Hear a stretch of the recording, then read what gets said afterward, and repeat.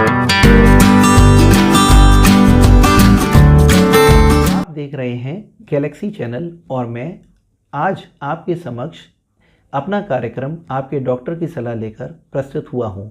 मैं डॉक्टर अमोल चंद्रा, फेफड़ों और छाती के रोगों का विशेषज्ञ, आज आपके समक्ष गर्भावस्था में अस्थमा को डिस्कस करने जा रहा हूं। सामान्य तौर पर अस्थमा सांस की बीमारी के नाम से जानी जाती है। वैसे तो ये बीमारी बहुत ही हानिकारक है, परंतु जब हम गर्भावस्था की बात करते हैं तो ये और भी मुश्किलें पेश आती है। जो मरीज अपनी गर्भावस्था में हैं और उन्हें अस्थमा के रोग से ग्रसित हो जाते हैं, उन्हें बहुत ही कठिनाइयों का सामना करना पड़ता है। सामान्यतः गर्भावस्था को हम 3 कैटेगरी में डिवाइड करते हैं, जैसे कि पहली तिमाही, दूसरी तिमाही और तीसरी तिमाही। सामान्यतः अस्थमा का अटैक पहली तिमाही में सबसे ज़्यादा देखने को मिलता है। जब भी कोई महिला अस्थमा के अटैक से ग्रसित होती है तो उसके खून में ऑक्सीजन की मात्रा की कमी होती है।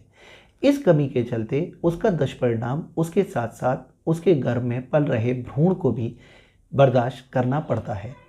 जब शुरुआती प्रेगनेंसी में या शुरुआती गर्भावस्था में महिला ऑक्सीजन की कमी से ग्रसित होती है तो उसके बहुत ही गंभीर दुष्परिणाम भ्रूण को भी झेलने पड़ते हैं।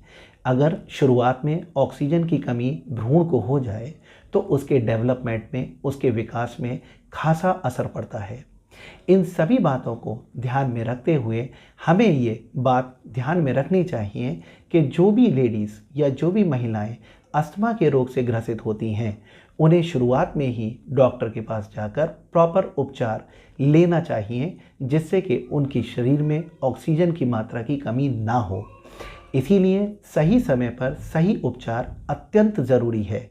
अगर हम उपचार की बात करें तो इन्हेलेशनल दवाइयाँ प्रेगनेंसी में बहुत ही सेफ होती हैं। इसीलिए विशेषज्ञों द्वारा ये प्रमाणित किया जाता है कि प्रेगनेंसी के दौरान यदि कोई भी महिला अस्थमा के रोग से ग्रसित होती है तो उसे इन्हेलेशनल कॉर्टिकोस्टेरॉइड्स नामक दवाइयाँ दी जाती हैं, जिससे कि उसके सांस के रस्तों की सिकुड़न को काबू किया जा सके और मरीज के सांस के रास्ते, वायुमार्ग, उसके फेफड़े पूर्णतः स्वस्थ और सामान्य रूप से काम करते रहें, जिससे कि उसके अपने स्वास्थ्य पर और उसके गर्भ में पल रहे भ्रूण पर, दोनों पर ही अच्छा असर पड़े।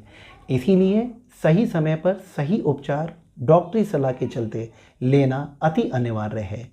मुझे उम्मीद है, मुझे आशा है, मैं अपनी बात अपने श्रोताओं तक अच्छे तरीके से पहुंचाने में कामयाब रहा हूं। धन्यवाद।